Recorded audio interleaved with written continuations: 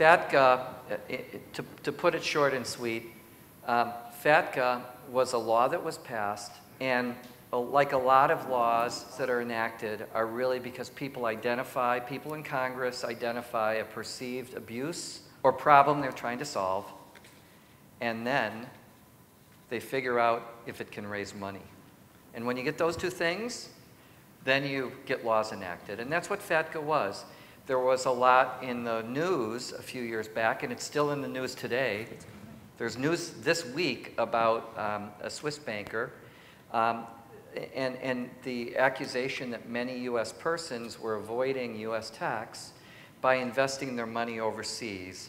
And people in the front office, maybe not here, but people in the front office of financial firms overseas with their experts, like you or me and others, had come up with ways where maybe they were doing things that they didn't think was a problem and could still have the U.S. person invest overseas.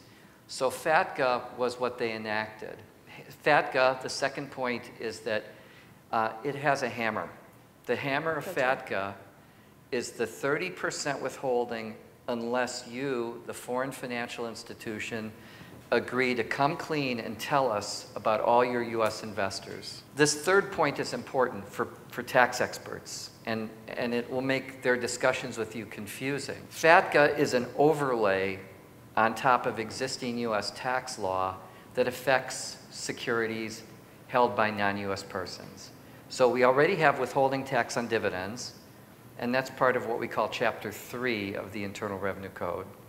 And FATCA is Chapter 4, so it's an overlay on top of existing rules. And so if you're talking to your tax experts, they can really be confusing because they'll say, well, it's not just the old rules anymore, it's this new set of rules, and there are differences where the rules don't line up. And so that'll come up, and just to make sure you're aware of it. FATCA is on a phased basis, so there are a lot of, if you're in the FATCA space, there are a lot of confusing issues about start dates. Those keep shifting a bit, and a key date now is January 1st, 2015.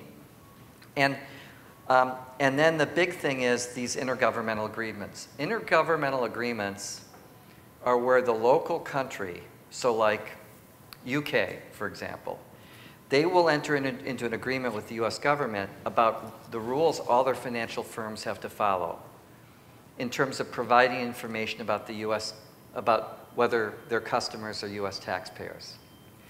And if they do that, there isn't withholding tax. That's key.